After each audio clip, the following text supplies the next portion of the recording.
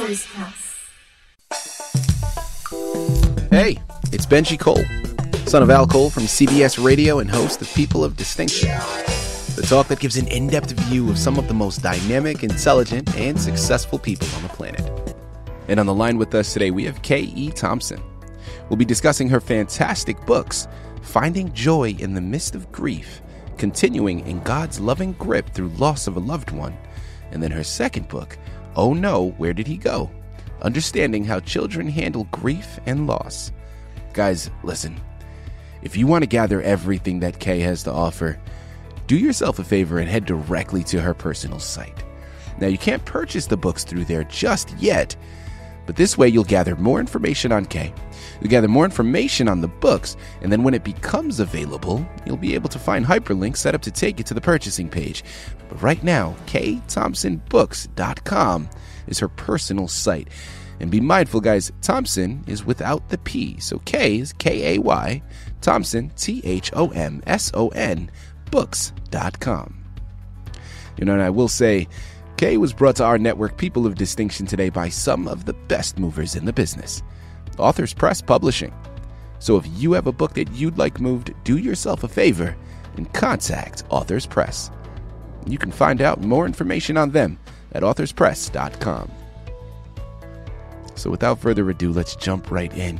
Kay, first and foremost, welcome to People of Distinction, and thank you so much for being a guest. How are you? I'm good today. Thank you so much, Benji, for having me.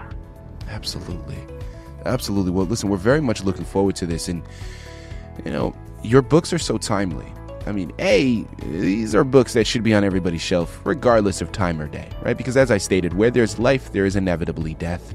And we know that that grief is something that we all will encounter at one point or another in our lives. So your words are so valuable, but also, let's call a spade a spade. You know, given the past couple of years with this pandemic, I mean, there's definitely a lot of people grieving. So your books are so timely with regards to that.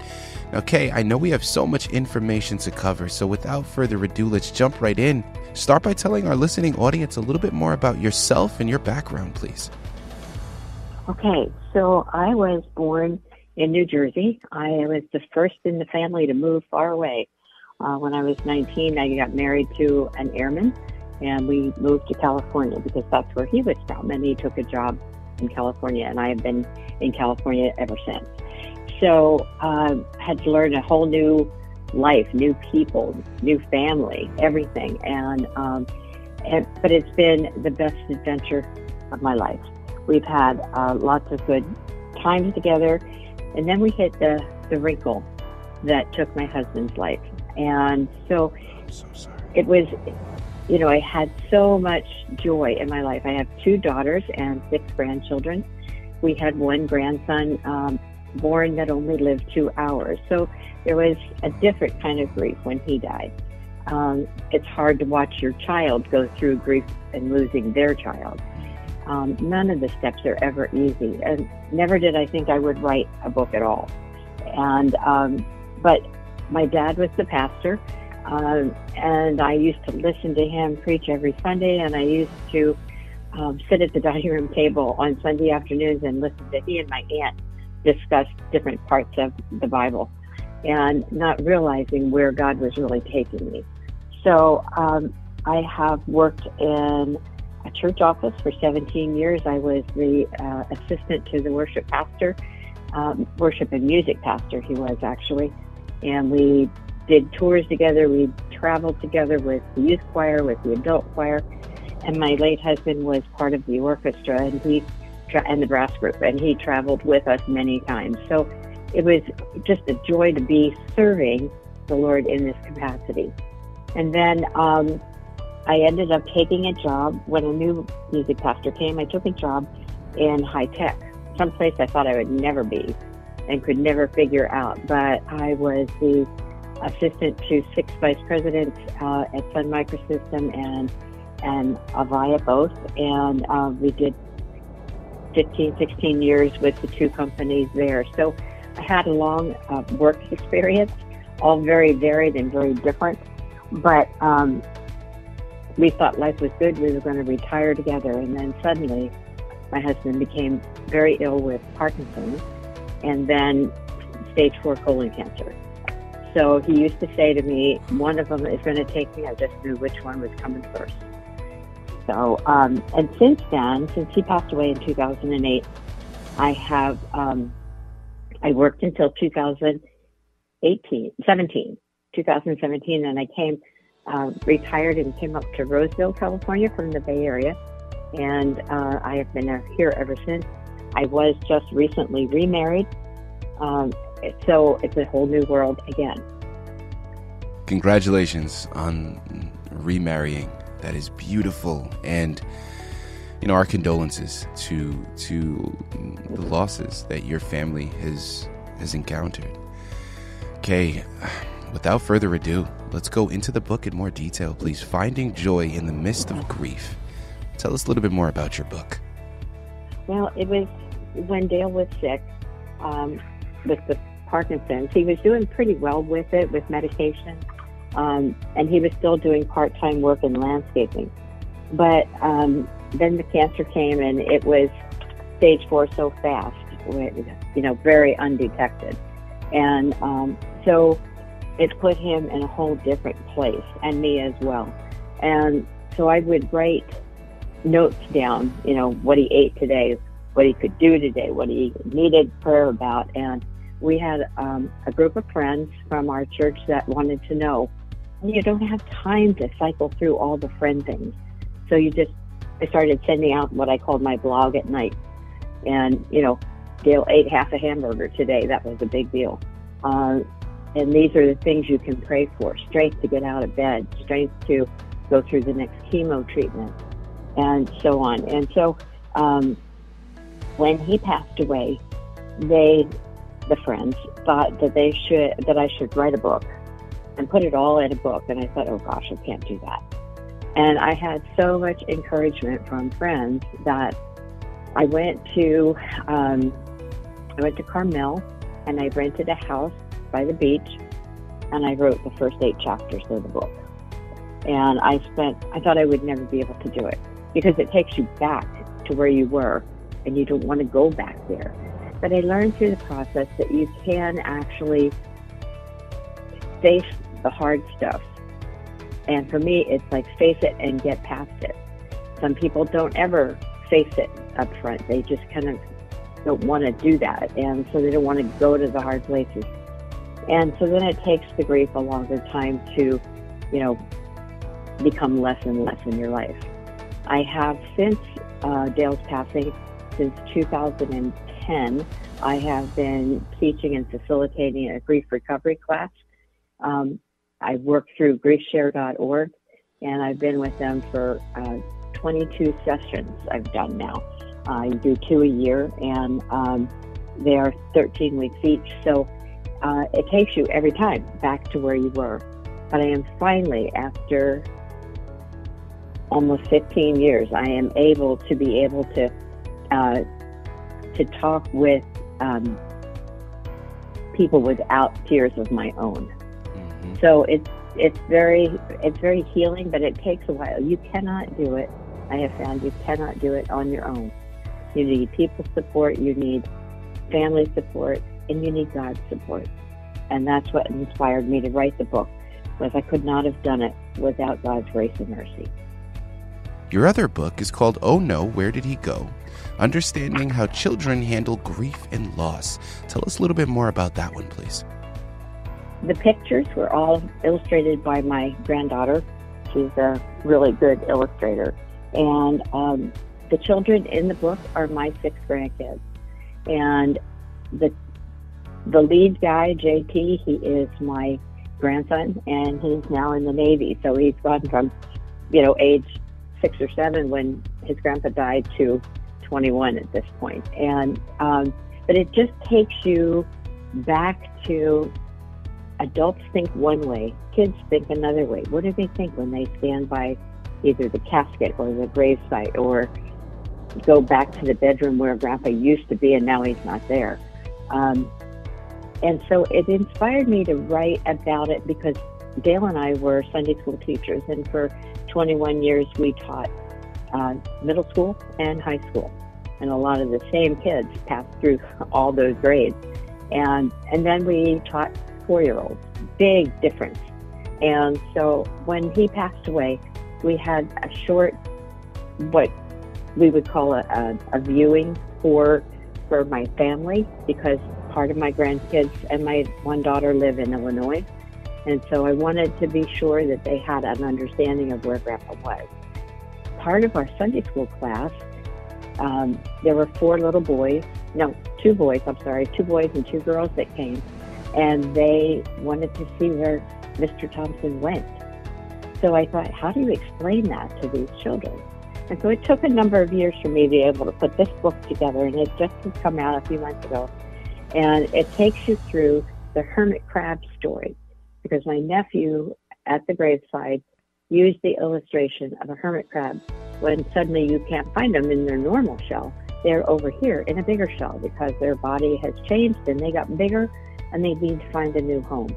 And so he took Grandpa's sick body and moved it to a new body in heaven with Jesus. And so that kind of, and it is a true story. My grandson, JT, he went through all those phases with me. And so it is all very true. I went and picked him up at school. He went and bought flowers. He took him to the graveside because he didn't know where Grandpa went. He did, but he didn't. He didn't understand it. And so it gave me a chance to sit on the ground alongside of him and the gravestone and explain to Johnson that Grandpa doesn't need to get out of that hole in the ground. He doesn't need to get out because he's already out. He's in heaven with Jesus. And so we talked through that, and it made a big difference in his life and in my life to be able to share that with him. And so that's kind of where this book came from. It's all very true, and my nephew Craig was the one that presented that hermit crab story, and it made a big difference in how the children understand where our souls go when we die. Okay, I love the origin story, and I love how it was a collective endeavor, right? I love how it was a family pursuit that, it started off as something that you all did together, but now is this wonderful creation for the world to partake in as well. Absolutely fantastic. Guys, again, here on the line with Kay Thomson. We're discussing her fantastic books, Finding Joy in the Midst of Grief, Continuing in God's Loving Grip Through Loss of a Loved One, and then, Oh No, Where Did He Go? Understanding How Children Handle Grief and Loss. Both books available for purchase, but make sure you're gathering all of the information you need by going to her personal site, kaythomsonbooks.com.